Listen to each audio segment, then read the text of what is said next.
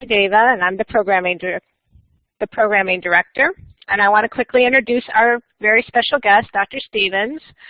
He's the associate professor at SJSU, and hopefully many of you have had the opportunity to take his classes. I know I have, and have greatly learned a lot.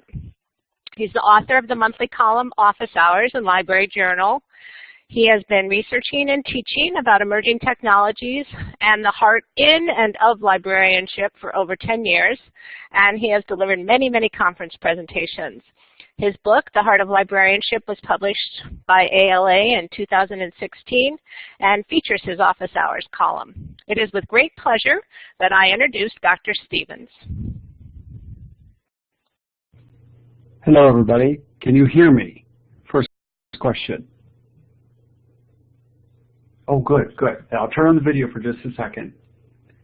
Give the thumbs up. Hi there. Greetings at the desk here. I'm not going to keep this on just for the sake of the bandwidth. All right. Oh. Okay. This looks like this is the okay. Nice. Okay. Mary, I sent you an email, and I see that you kind of tweak things back a little bit. Thank you so much. I appreciate that. Okay. So so cool. Thank you. Okay. I really appreciate this invitation. Sorry. It is so nice to be able to talk to you all. I also want to thank you all for asking me to do this and for planting the seed of this really interesting kind of thing to think about going to conferences. And as you heard in my introduction, I write a column for Library Journal monthly. And guess what? I was on deadline a couple, 3 days ago. And guess what I wrote about? I wrote about exactly this. So you will thank you for this inspiration, and you will see this probably either in December or January in Office Hours with a title that if they take it, it's going to be the theme song of a very, very popular sitcom from the 90s and 2000s. So we will see. All right, let's dive in here. Greetings as well to all of you from about 25 miles north of Traverse City, Michigan. I think the temperature just dipped to 32 degrees here, and of course on Eastern Time it is 9:30. And the project here in the little neighborhood has been Christmas lights today, and seriously, I could look out the window on the outside of my office here and see the two houses are lit up like it's December. It's pretty amazing. So greetings from Michigan, everybody. I have to tell you that a lot of my talk about conferences of late have been influenced by a conference that I spoke at this past June called the Next Library Conference. It was in Aarhus, Denmark at the Dock 1 Library, which won the Best Public Library in the World Award from the International Federation of Library Associations. So what they did at that conference and the way they ran it, really, it was a big deal. And I will come back to that. So let's dive in. And these are kind of tip-based, kind of list, if you will. First thing is plan, but be flexible. And you probably, if you're trooping off to CLA, which I heard that Mary just got back from, or ALA, which is so gigantic or whatever, there's probably a preliminary program. Go through it if you can. Some people do it on the plane. Some people are very thoughtful and they do it like 2 weeks before. But go through it and, you know, think about what you want to see, what you want to listen to, what you're interested in. But also know that any of this could change if suddenly you hear about a super cool session you didn't know about, maybe monitoring whatever social media you're in or whatever. And here's an example of the ALA program, all the different programs possible, and this was from last summer's ALA annual. Also, be prepared, and sorry about that URL down there. This is, oh, and I'm going to paste in a link for you all to download the slides. This is from Megan Bergeron. She was in my 287 class back in 2016, and she wrote at her own personal blog a wonderful post about her experiences at ALA Annual in 2016. I was there. It was in Orlando. Super, super great conference. But she describes all the different things she did to do her networking and to make contacts, etc. It's really, really impressive. So go to your conference with cards if you have them, or have them printed up. It might say something like your name, when you're going to graduate, what you're interested in, your URLs for whatever professional social media you use, and then have that social media presence out there. I got to say, I think it's very useful for a student to have some avenue within the social media stratosphere that is your professional thing, like if you're on Twitter or if you have a Facebook page, or yay for blogging. Absolutely. Future librarian, that sounds good to me. Or anything, maybe projected graduation date. We all know that might change, and that's okay too. Okay, and this is the wear comfortable shoes slide.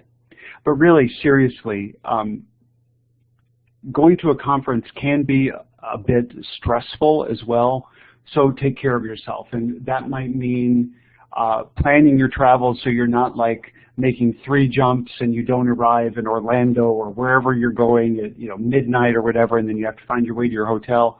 But it's really taking care of yourself for the travel as well as throughout, and that means have good meals, rest, take a break, etc. So also be strategic about your planning. You know what you know, and you know what you don't, but also what you're curious about. So maybe hit all those marks as you're picking the different things that you might go to. Yeah, I can't say that enough. You know what? And I let go of wearing like fancy shoes a long time ago.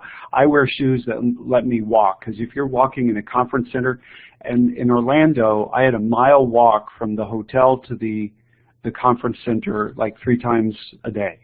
So absolutely. And take your cardigan or your pashmina or your fleece or whatever absolutely. And there is this component. It is totally cool to also have this self-care. I'm going to take my refillable water bottle, as Kelly just said. I'm going to do all of that. But then you can also be very mindful about how you plan your time. We're going to deep dive a little bit on this. So don't be afraid if you've chosen a session and it's like not what you thought it would be, and maybe the trailer is much better than the movie, like the session description is much better than the movie, or the presenter is just reading like off the slides. Don't be afraid to get up and kind of quietly leave. That's okay. I think that's absolutely fine. You may find that's why a lot of people sit on the end in these big conference rooms as well. Now, the next thing I want to say is get out of your comfort zone a bit. Go to a session that might feel a little bit different, that might offer some interactions that might surprise you. Here's a picture from Next Library. And this was an interactive session. Everything they do at Next Library is very interactive. And we had to, with this group of people that most of them I had never met them before, we had to build a human sort of archway for people to walk under. It's kind of like that game that we played on the playground years ago. And I actually found myself holding hands with a wonderful woman who turned out to be part of the PLA organizing, or the staff at PLA at ALA, which is super cool. And now we're friends on Facebook. But I thought that was pretty darn cool. And the other thing, really interesting, is I went to a session on mindfulness in the library where they actually sent us out into the library. We had to take our shoes off because we were in the children's space where the floor was real cushiony. So they said, don't even bother putting your shoes back on. Just go out into the library and do this meditative exercise, or we had to find a mantra in a book and then meditate on it for a while. It was so interesting and really way out of maybe the comfort zone we might think of the normal walk in, sit in a chair, take notes, listen, maybe ask a question, and then go on to the next session. So that said,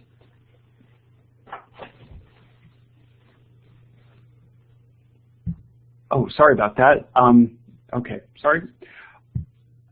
If you're doing things like this, and maybe we'll do a show of hands. I see we got about 24 people in the room.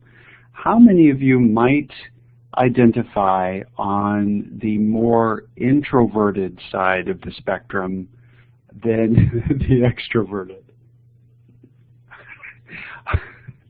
Nice. Well, guess what? Me too. So, yeah, cool. Thank you. Nice. Okay. So the thing is, and the thing we learned, if you've read Susan Cain's book on introverts called Quiet, is that introverts know how to bring their inner extrovert. So this is where you turn it on. And this is why we say take care of yourself, because this can be absolutely exhausting. If you're extroverted, you're going to conferences, you're going to be fine, because from the breakfast session to the last reception of the day, you can find people to talk to and chit-chat with. For those of us that are maybe a bit more shy, the face-to-face conference may be a little squirm-inducing at times. But if you can bring your inner E, if you can kind of put that out there, I think it will serve you well, maybe at that reception or that conference dinner or whatever it might be, as well as things like going on tours or visiting libraries, which I think is also an important part of getting out and being at a conference, especially if it's in a city where they offer maybe a visit to the local library, etc. I was just at the Ohio Library Council conference in Dayton, Ohio, and Dayton just opened a beautiful new main library right downtown. It was like a block and a half from the conference center.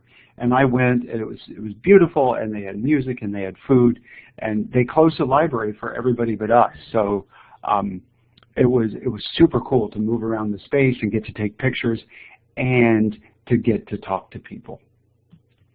So for sure, the other thing to do is to explore the options beyond sessions by taking a visit to the exhibit floor. And this is, again, maybe where you bring a little bit of your E, or you walk around and kind of soak it all in.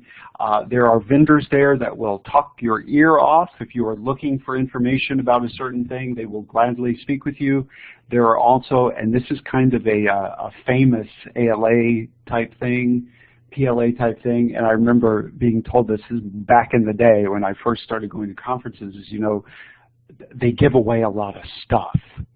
And one of the things we do is we take stuff back to our libraries. It might be books and it might be swag or whatever. But ALA is kind of famous for having the section of the exhibit floor where there's actually a little post office that pops up, or it has in previous years where you can mail all your stuff back to you, so you don't have to carry all your free books and your free pens and your free flashlights or whatever around. Yeah, and this is I know, look at that thing there right in the middle. It was moving around. This is Ohio. There is a lot going on in here.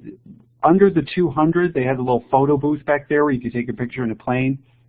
It was a really interesting booth. One of the vendors, the gentlemen, maybe this was their thing, they were wearing kilts. It was very interesting. And there's a nice opportunity to chat with people. It's kind of a nice thing. So I'll also say, seek out kind of the unusual, the things that are that feel a little bit different. Maybe like the next library, and really to put a fine point on it, go to one session that scares you. If you read a description and you're like, oh no, I don't need to know anything about that, I don't even know what they're talking about, guess what? That's a reason to go. If it's about something that you're not that interested in, because maybe it's not at the top of your list, maybe that is one to go to as well. And you know, this is really good advice, and I talked about this with a colleague of mine, and this kind of came out of it. Go to something that takes you totally out of your comfort zone. If you are super techie, then go to something that's not. That's maybe about mindfulness, and we're going to meditate or whatever. We're going to talk about those things. If you are more mindful, or you're more drawn to the reader side in all the different formats that can take, or the experiencing content in the material side, maybe go to that super techie session that you're like, I don't even know what they're going to be talking about, and that's okay too, because it's kind of good to soak that up as well. I like this one a lot. That's kind of fun. And here's the rub. Here's the thing. And guess what? And this is how I frame the conference, or sorry, the column. I think it's more about the networking and informal learning than the actual presentations. If you troop off across your region, across your state, or across the country, you are not going to sit in a room quietly just to take notes.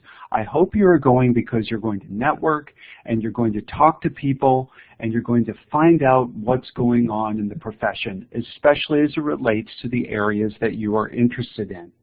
So the way I frame the column is, yay for virtual conferences, yay for virtual networking, yay for what we're doing here. This is great, and I heard you all talking before we started. Congrats to the folks that might be getting a job, and congrats to the folks that just did a presentation or went to a conference. That's great. This is a wonderful format to sort of get to know people, to learn things. And if you're trooping across the country, the most important thing, I think, is that face-to-face interaction with other folks that are interested in things you are, or just interested in the profession. So how do we do this? Jonathan, I'm sorry. Okay. This is fun. All right. So bring the inner E again, right? Bring our extrovert. And be fearless. Go up and talk to somebody whose work or their presentation interests you. Don't be shy. Go up and talk to them. Nobody is going to be mean to you. This is Chris Joasis. The first article I ever wrote for Library Journal, probably one of the first articles I ever wrote, was about technology planning. And somebody said, you should talk to Chris Joasis. He's at... where was he back then? Oh, I can't remember, but he gave me some of the best quotes, and we had the best chat. And I didn't get to meet him because we were emailing for all this to a few years later. And when I see him now at conferences, and it's few and far between, it's pretty cool just to get to talk with him and to kind of catch up on things. And I'll tell you just a real quick personal story. I was in Seattle for 2 nights on my way to the Alaska Library Conference in Juneau, Alaska, a couple years ago. I could not get from Traverse City, Michigan to Juneau, Alaska on one airline in one day. I had to stop in Seattle. I thought, if I'm in Seattle, I'm going to stay a couple of nights. Chris lives there, and I told him I was coming. He came and met me, and we went to the Starbucks, the original Starbucks in Pike Place Market. He grabbed a coffee, I grabbed a giant tea, and we went and sat on the rooftop deck of my hotel and talked for probably 2 hours. And he's kind of in Seattle, and there's all this Amazon stuff going on, and like at 10 o'clock at night, he said they could order groceries, and Amazon has them on the front steps like the next morning. I learned so much from him in that couple of hours than maybe going to like 3 days of a conference. So, again, let's go back one because we can. Be fearless. Don't be shy. Go up and talk to somebody. Tell them you like their work. And, just say, I'm really inspired by you. Maybe tell them why and see, where it goes from there. Okay, I'm so sorry again for the introverts in the room. And I cannot tell you how hard this is for me. Sit with strangers, especially if you're alone. Maybe your colleagues are at another session. Sit with strangers and talk to them. Talk to them about what's going on. Again, I think the most valuable part of a face-to-face conference is networking and the informal learning that goes with saying, well, what do you think about technology X, Y, or Z, or whatever it might be. And Kelly says, I went to my first conference completely alone. You know, there's something really interesting about that, to be kind of on your own and experience it. That really is kind of an interesting thing. Okay, we're going to switch gears real quick. I am watching the time. I think this is an interesting one, and this is really important. Take a bit of time out to see the local whatever, the museum, the attraction, the point of interest in the city you are in. What comes to mind is maybe the art museum or the something, wherever you happen to be. Because I think it can be really important as a dimension to sort of your overall learning experience. For sure, going to a museum, any place where there's information being exchanged, I think that's super interesting. I was super lucky working on a project with Loyola Marymount. I was out with Dr. Lowe from San Jose. We spent a few days with academic librarians learning research skills. I had an extra day in my time in Los Angeles, and I took the advice of the wonderful librarians at Loyola Marymount that hosted us, and I went to the Sony Studios tour. And it was super fun, and I really enjoyed it. I kind of learned a lot, and I learned a lot about just everything. And I also got to spend a bit of time, you know, recharging and doing all of that as well, because I personally don't think the conference experience is like 10 hours of work every single day. I don't think it should be that way. Now, the realistic side is I worked for the public library for 15 years. I was funded to go to conferences. I was funded to go to ALA a few years. And what we had to do was we had to write a report when we got back, because all those things were then gathered and they were actually given to the library board to justify doing this professional development. So absolutely, you are there to learn, but I also think carving out that little bit of time, like, oh, I have an extra hour before the something. I'm going to run down the street to the museum or to the whatever, or the whatever it might be, to the gardens even, to learn about things there. And again, breathe and recharge. I think those things are super important. Again, that self-care thing as well, taking care of yourself. You don't want to come back exhausted. And right, Dana, to the local library. And that is entirely, I think, within the scope of sending somebody off to a conference. The conference is in Seattle. Hit the Seattle Library, any of the big public libraries, the big academic libraries, wherever the conference city happens to be. Hopefully you can get there, you can Uber or whatever. And there's a big, beautiful cup of tea. I was at the West Virginia Library conference in 2014, and they held it on top of a mountain in West Virginia at a ski resort in October. So this was totally, it was like the last day that the resort was open until they closed for 2 months until winter came.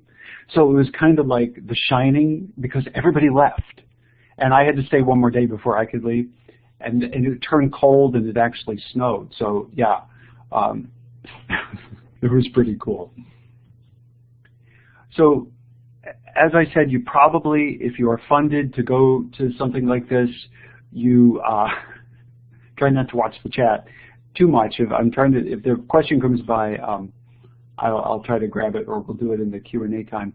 But you probably will be writing up a report of some way. If not, you might want to do it on your own. You might want to put it on your blog, you know, your favorite experiences, who you met, what you take, you know, top 10 takeaways or whatever. And another reason to do that, especially if you have a blog or whatever you're saving things to, or you tweeted a whole bunch during the conference and you want to gather all those, because that actually becomes sort of part of your own personal learning network, all those memories and all those links to your experiences and to your takeaways. And then finally, and I know you're going to talk about this after I'm done and after we have Q&A, is if you're really fired up, you've been to a conference or two, and now maybe the next step is getting out and proposing a session and diving in that way. Before we jump into questions and discussions, I did want to say just a couple of things. If you're planning to go to a conference, I think one important thing you can do is take a look for their code of conduct, which is usually a list of concepts that the conference has adopted as a way that we will conduct ourselves at the conference. One of the reasons we do this is to make everyone feel safe and to make everyone feel as though they are included. So I just wanted to clarify what I'm saying. Sit with strangers and talk to them. It's for the networking. It's doing that, but also never put yourself at risk. If you are, for example, as Kelly said, she went to a conference the first time alone. You can certainly chat with people in the sessions, sitting in the rooms, etc. But again, look for that code of conduct. I think a conference in 2017 that doesn't have one should, so we'll probably see more and more of that. So yeah, I think we're coming in 3 minutes or so under, and I am glad to take questions or hear what you all have to say, and then I will turn it over to you all for the remarks that you're going to make. So thanks everybody, thanks for listening to that.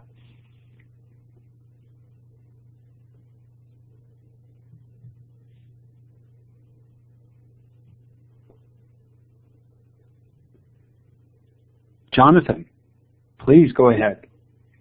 So the question I have for you is, as a fellow introvert, what are some of the strategies that you have personally for overcoming the fear and anxiety of talking to strangers?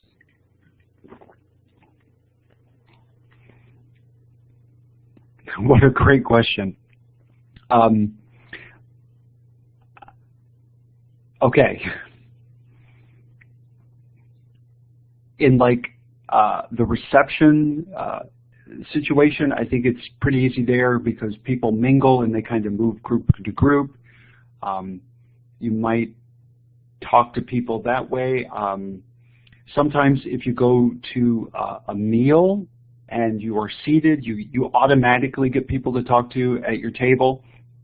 But okay, so I'm reminded of being at, I think, an EDUCAUSE where I saw one of the big names that had started the Horizon Report back in the day, and I wanted to tell him how much I appreciated his work, so I did have to sort of push myself a bit, and I kind of maybe stumbled over my words, but yay, I did it. So that would be a suggestion, is to do it and to do it often, because every time you do it, every time you say, okay, I'm bringing my inner extrovert, I think it becomes a little easier.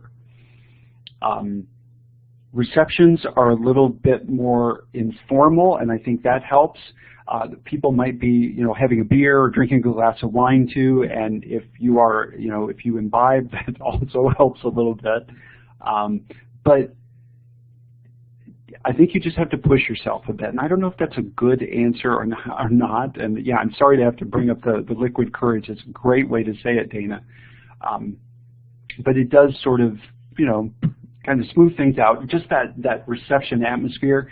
And for sure, if you are at ALA Annual, please attend the School of Information reception, when we're having one. They always put on a great time, and there it's like you can just walk up to people and say, when did you graduate, or are you a student, and oh, there's a professor I had. And I got to tell you, if somebody comes up to me, I am thrilled, and I am thrilled to talk to somebody, and I may not, walk right up and talk to them. And I do kind of squint at name tags, because if I see a name that I recognize from class, I might go up and talk to them as well. So for sure, our school reception, I think that's because we're all in the same boat type thing. So that would be good. Out in the world, you just got to push yourself a little bit.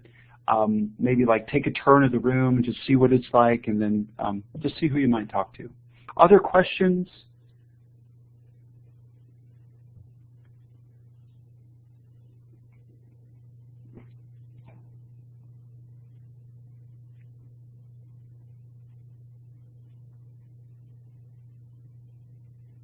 And I'll say another word about that. I see the comments going by. I've been very lucky the past few years to go to a lot of state conferences.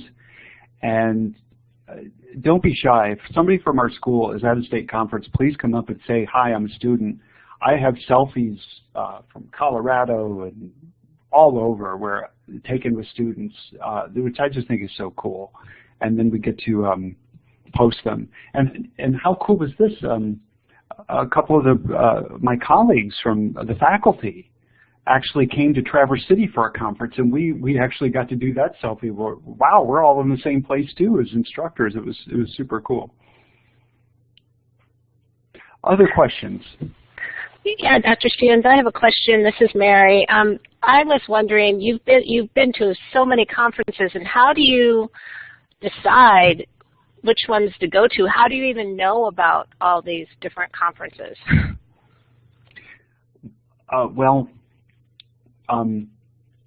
My situation's a little unique because I have been an invited speaker to a lot of places over the last 10 years. It's kind of fun to get to choose a conference and go to it. I went to the Distance Librarian Services conference in Denver, and I actually gave a paper, and that was a lot of fun. But many of the things like Ohio and some of the other places I've been, and then around the world, have been because I've been an invited speaker. So that side of it is a little quirky. Actually found my way to Istanbul a few years ago, and that was sort of life-changing because it was so far away and so different than what I was used to. It was absolutely fascinating. But that doesn't mean that you cannot take a look around and find a conference that's super interesting and maybe really fits with what you're looking for and propose or submit to attend that conference. And to be realistic, and just to take this a little bit farther, it really, a lot of it comes down to money as well.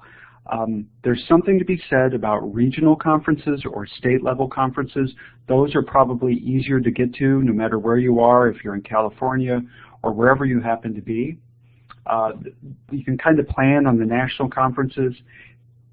If you are inclined toward public libraries, I would say put PLA at the top of your list if you can swing it, if you can swing the funding to get there.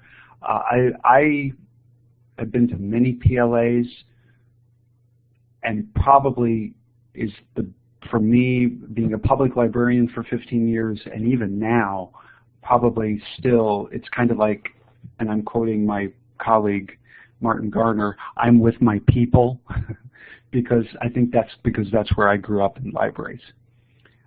So yeah, if you can swing that. My first conference was ALA Annual in 1995 in Chicago, and I will never forget it.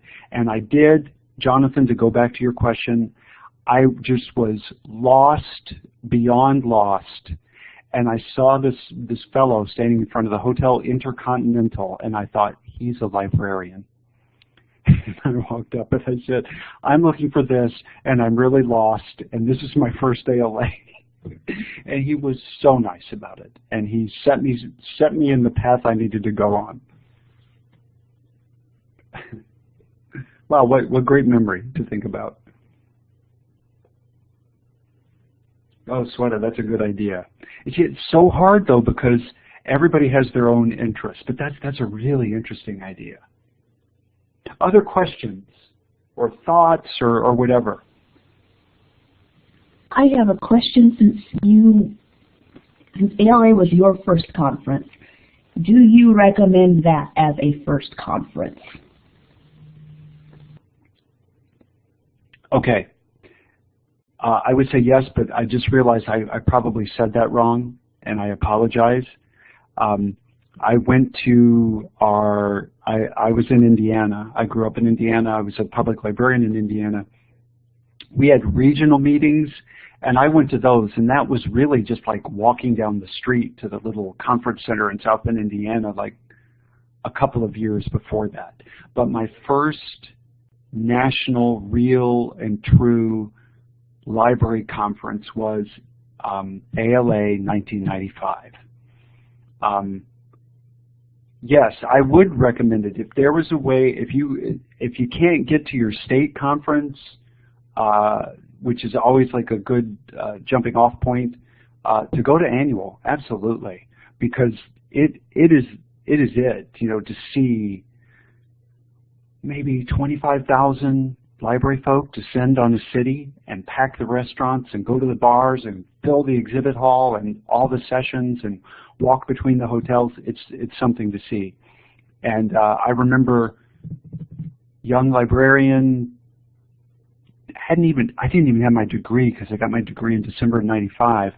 It was June of 95, just being so knocked out by, wow, like, you know, this is your tribe or whatever. Good question, Heather. Thank you.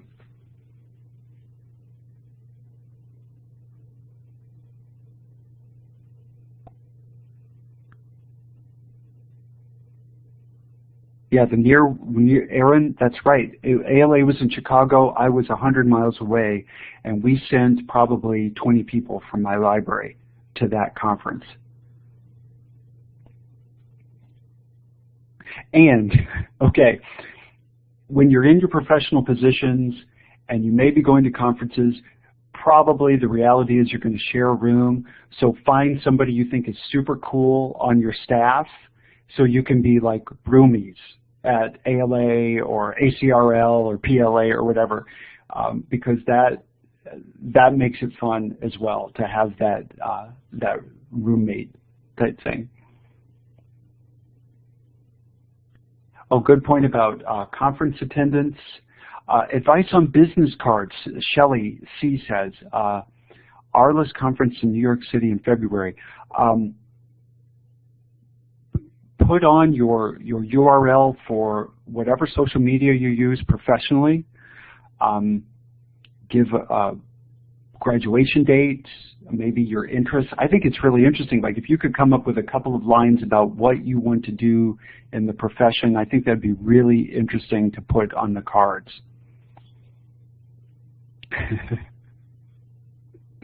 Yosemite roommates were awesome. Nice.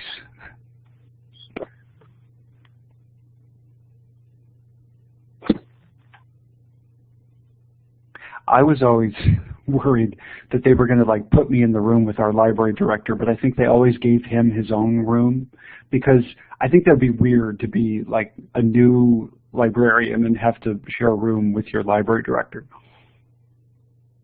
Oh, that's cool. Nice. Yeah, it would be weird, right? So it's not just me. I thought that was weird.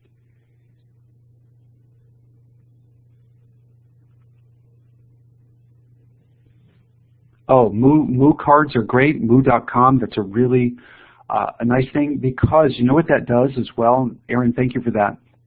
That also lets you sort of share a little bit of your creativity. If they're your photos, that's even cooler, because you can say, yeah, I'm into like the visual thing as well. Absolutely.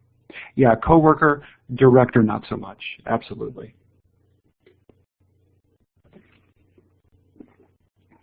Rebecca says, what did you do to get invited to speak at conferences? Rebecca, you know what it was? And we're going way back in time.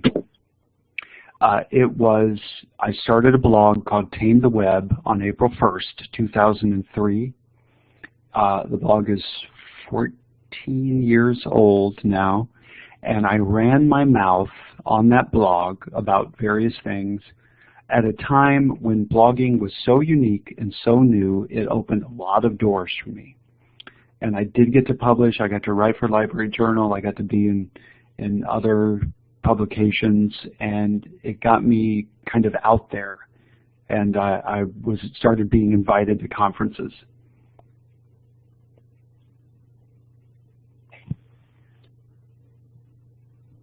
You're very welcome.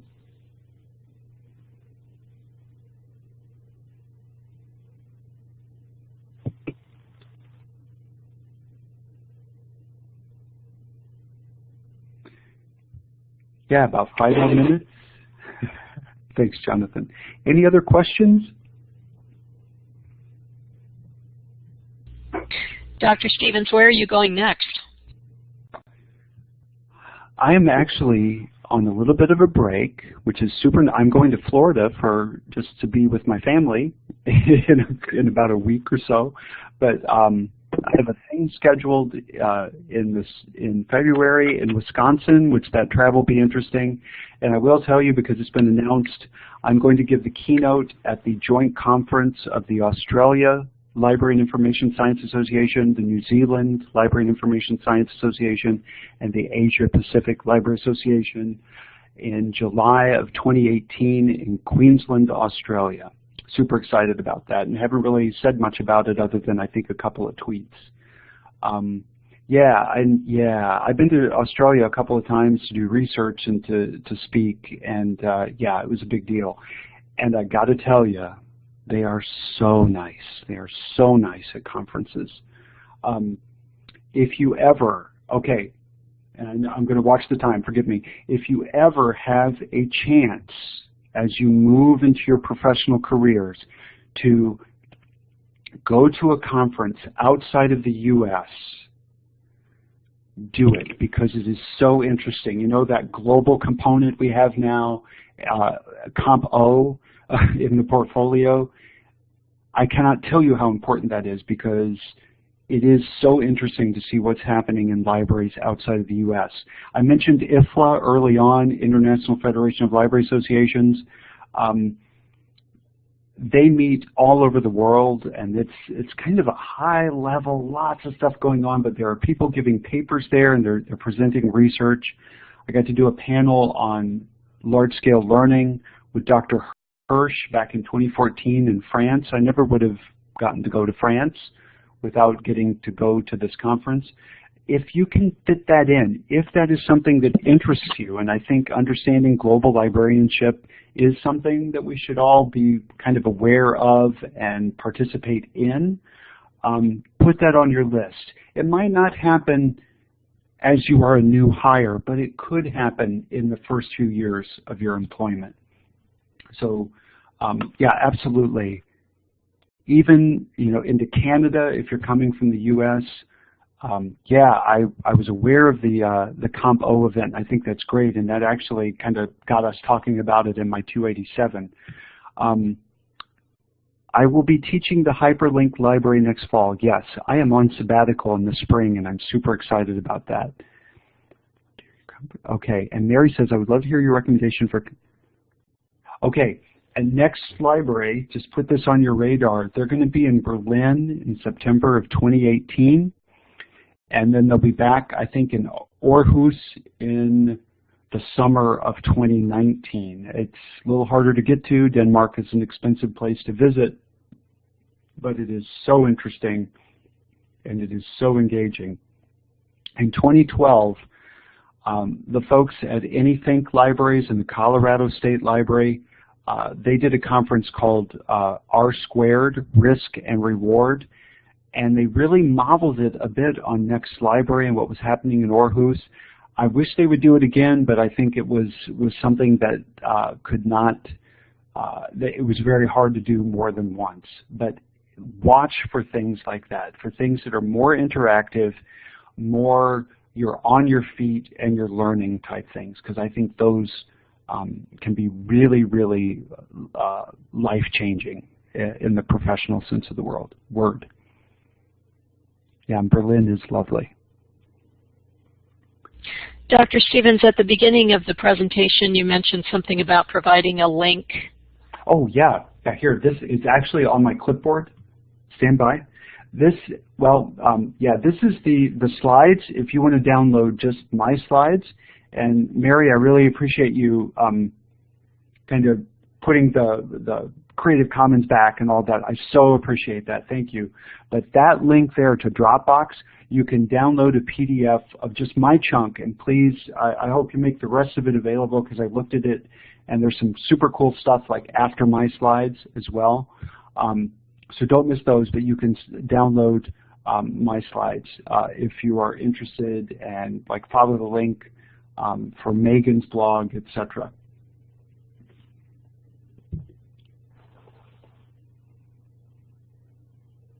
And it is 10:15 p.m. my time, and our time just changed on Sunday, so really it feels like 11:15. So I may take my leave if everybody's okay and let you go on with the next bit of the program. Thank you so much, Dr. Stevens. It went so fast. I feel like it just flew by, and we so appreciate your doing this. I know it's late in Michigan, but no big worries. thank you. I am honored to spend time with you. It always fires me up to talk with students and to see how engaged you all are and asking questions, etc. So thank you. Let me know how you all are doing. If you have a question after this, you can grab my email. I didn't put it there. I should have. I apologize, but you can certainly send me a note or track me down somehow. And I wish you all the very best as you go forward. Thank you, everybody. Thanks.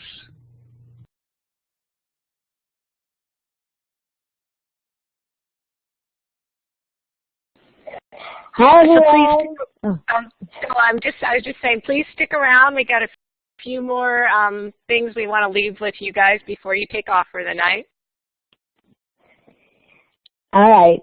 Hi, everyone. My name is Sweta, and I was actually asked to talk about presenting at conferences. I've had the pleasure of presenting at about 5 different library conferences, and they've been really fun, and I've learned a lot from them, and I just kind of wanted to just give you my my experience with how that went. So I am a student at San Jose State University, but I also used to be, I used to work in customer service at a library software company, and then later on I was also a product manager there. So especially as a product manager, I got to attend some fun conferences and some big conferences and do some presentations there that were definitely intimidating, but really helped sort of build my professional development and gave me a lot of confidence to be able to speak in front of a lot of people. And I encourage everyone to do it as well. So let me just talk about sort of what I do for my presentations. And what I wanted to talk about was, first of all, choose a topic of interest. And I know that seems like a no-brainer, but don't get roped into presenting something where you're sort of lukewarm on. If someone's like, let's just do, let's talk about the subject, and if you're just not interested, it's not going to be as fun for you. And I also find that when I'm passionate about the topic, I naturally know more about it. So I'm going to give it my all, and when I'm presented with questions afterwards, I'll feel confident being able to ask the questions because I of course, know more about the topic. So I've had both experiences where I did a presentation on, I don't know if there's any cataloging geeks out there, but I co-presented with someone on RDA, the new cataloging standard that came out a few years ago. And I was really, really nervous because it was very new back then, and we were presenting about a year, not even a year into the cataloging standard coming out. And so I just felt very nervous, and I felt like I hadn't used enough deodorant. I just did not feel at my very best. So I have since learned to try and pick a topic that, makes sense to me. Yes, deodorant is a big deal when you're presenting. So anyway, choose a topic of interest. It'll make a big difference. When I'm presenting and I have to do the PowerPoint, and everyone uses PowerPoint, and it sometimes gets so dreary and so boring.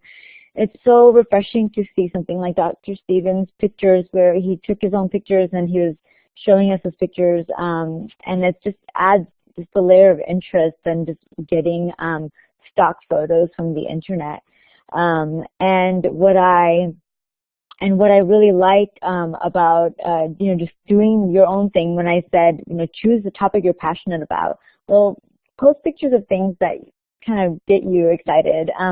I have been to a presentation where the presenter was really into George Clooney, so a lot of her subject was pretty dry, but her presentation was amazing because there was just these amazing pictures of George Clooney, and I just found myself giggling and loving the presentation the entire time. And if you are presenting to a whole bunch of librarians, when in doubt, just use cat pictures. You cannot go wrong with cat pictures. Unfortunately, in Collaborate, the pictures are sort of static and you can't use GIFs, but I also recommend using GIFs because they can just, again, add visual interest and really engage people. I've also been at presentations where people have food and, you know, they just kind of pass out food a little bit here and there, snacks for people to, you know, sort of snack on while they're listening to presentations. These are people that have been on their feet all day. They've been running around from one conference hall to another.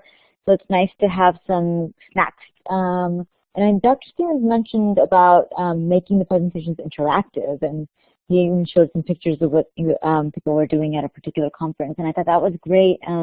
Just go, you know, think outside the box, and don't do what every other PowerPoint presenter has done. Do something different and unique, and something that sort of suits your passions. And I know that, you know, we have a good group of introverts here, and presenting can be really intimidating. And I'm, you know, a noted extrovert, but it is very intimidating. But I would say that participating in a panel is a great way to ease into presenting.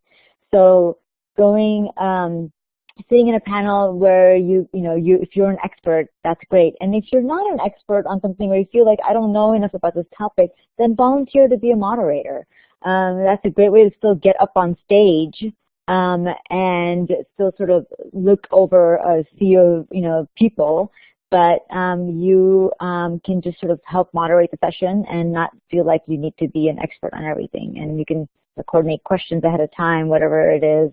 And that really, you know, having a great moderator helps the presenters feel at ease as well. People on the panelists feel at ease. So that's something I would highly recommend. And then one of my favorite things is co-presenting. So find someone who loves the topic as much as you do, or find a good friend who wants to learn about something as much as you do, and co-present together. That is a great way to just take the pressure off, and so that not all the eyes are staring at you. And when you get stuck on a question, you can look at your partner and say, he or she will take over from here, and you can just have them, you know, take that next step and answer those questions. I think co-presenting has been my favorite thing out of all the presentations that I've done. But present or do poster sessions, or get out there and talk about things that you're interested in. I'm really big into metadata and linked data at the moment, so I'm trying to think of submitting to present about that if I learn enough about it. So I'm going to some conferences in the spring, and I'm hoping I'll be able to present then. But that's all I have to say about that, unless you guys have any more questions. And I think Mary is going to speak next. Thanks.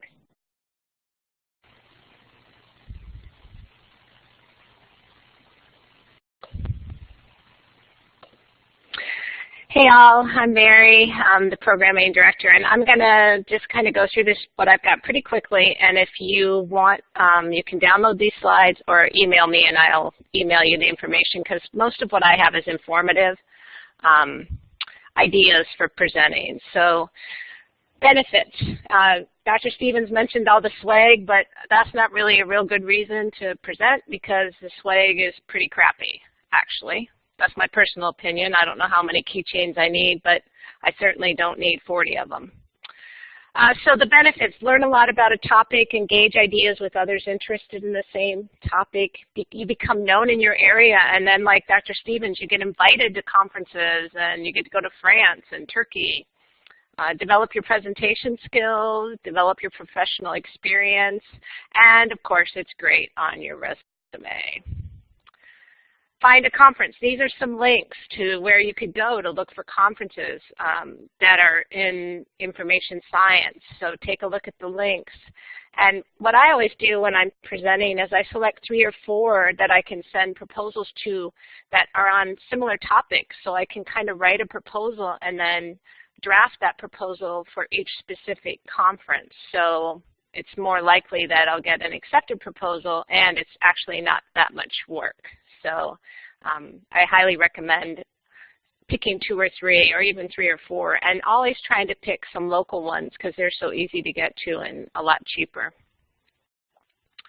And then writing your proposal, here's some ideas for how to write that conference proposal. And I also have a link here to a nice web page that kind of gives you guidelines for writing the proposal. But I always start with the conference announcement and make sure I'm using the words that they are using. You know, if they're calling this the sunny day library, then I want to talk about all the sunny day things I could do. And as I mentioned, you can modify and reformat. Once you've written one proposal, you can kind of use that as a draft for multiple proposals, and it saves you a lot of time. And then last, these are some funding ideas. And as people mentioned, you can get funding from almost every conference offers funding for somebody. They offer funding if you help out. They offer funding if you staff booths. They offer funding if you introduce people. So look at those options. And then here are also some links of places where you can apply for scholarships or funding so that you don't have to pay for it all yourself. And Jonathan, you're up. So Dr. Stevens pretty much said just about everything that I was going to say and more. So I'm just going to go through this really quickly, just kind of from the perspective of a student. Repetition's great. So now you can hear me say that what he said was right. So to start, some of my tips for going to conferences. First of all, don't be afraid to talk to people. They're there because they want to talk. I know Dr. Stevens said it. He said it over and over and over again. It cannot be more true. I went to my first conference this year at SLA National, and that was one of the things that I found was that people just want to talk. That's why people are there at the conferences. If they didn't want to talk to people, if they didn't want to meet people, if they didn't want to learn new things, they wouldn't be there. I mean, that's the entire point of the conference. So just really don't be afraid to talk to people. Librarians really are the nicest people. And the second they find out you're a student, which usually isn't hard because most conferences on your badge will say student or you'll have some type of flare or something, you know, they instantly want to talk to you. And you really have the chance to be impactful. You get to, you know, represent what's up and coming in the field, what students are learning about. You get to represent your school, your classmates, and that's just a really cool thing to be able to do. You know, it's not just about you learning from other people, it's about what you can teach to other people. So that's my big one. You know, introduce yourself to anyone who's important or not.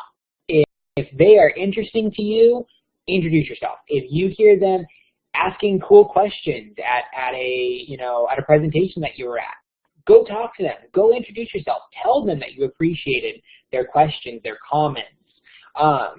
And don't be afraid to introduce yourself to anyone in, you know, quote unquote important. For instance, you know, when I was at SLA, the current SLA president was there, and I was like, I'm just this, you know, young kid from California who doesn't really know anybody and things like that. And so I never would have just walked up to the president of SLA and introduced myself. And I had someone else, fortunately, introduce me to them. And come to find out, the person who introduced me to the president didn't really know her all that well. Just liked me and thought, hey, you should go talk, you know, to this person who I kind of know. And it was a really great experience. I ended up talking with her for like half an hour.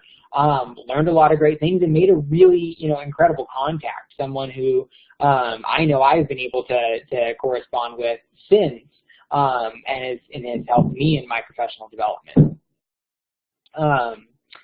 So next, I would say attend everything you can. Don't, go to the keynotes, go to the presentations, go to all that kind of stuff, but also go to the mixers, go to the field trips, go to the dinners. That's where some of your best interactions happen, and that's where you get to really meet people and talk with them, because those presentations and stuff, a lot of times you don't get a whole lot of time to talk with people, and you're running from one presentation to another because you want to get everything in. Yes, Yael, even the dance party. I am not a dancer. I don't feel comfortable dancing in any way, but I went, and even though I didn't dance, I had a lot of fun, got to meet great people, and, my current boss, the one who is now my boss, was just, tearing up the dance floor, and it was fun, and it's now a shared memory that we have that makes me a little bit closer to my boss than my coworkers, who have known her for years more. So it's a really great, opportunity. Next, ask questions, ask questions, ask questions. Whether it's at presentations, panel discussions, the random stranger you meet on the street, the person you're sitting next to at dinner, librarians love to answer questions. That's what we do. We search and we seek answers to questions. So don't be afraid to do that. And on here is just a list of some of my best practices. Dr. Stevens went over most of these, so just really quickly, he said to be comfortable. That is absolutely true. Be comfortable. But as a first-time conference goer, I highly recommend wear your best. Your physical presentation and look means a lot. It's the way that you represent yourself, and people do notice it. So you want to be comfortable, but you also want to look good. And I mean, hey, who doesn't want to look good all the time anyway? So, it's a chance to, dress up a little bit and, represent yourself well. Next, take business cards. This is one that I cannot stress enough. They don't have to be fancy. They don't have to be expensive. Like Dr. Stevens said, Moo is a great resource. I print mine at home. I went to Staples. I got some thick cardstock type business card sheets, and I designed mine at home, and they were very, very successful. And one of the things I got told over and over and over again by people was, oh my goodness, you have business cards? People did not expect a 23-year-old kid who was the first time at his conference to have them. And luckily somebody else shared that with me, and I can't tell you after the conference in the weeks following how many emails I got from people. Hey, I was just going through my business cards from the conference and I saw yours and thought I'd check in with you. One of those, and some of these people were very high up people. I'm talking about librarians, the librarians for government agencies, and just really good contacts to have. The library directors. So it's really, really good to have. Put all your relevant information on there, your name, your degree, your background, current positions, either volunteer, professional, whatever you have.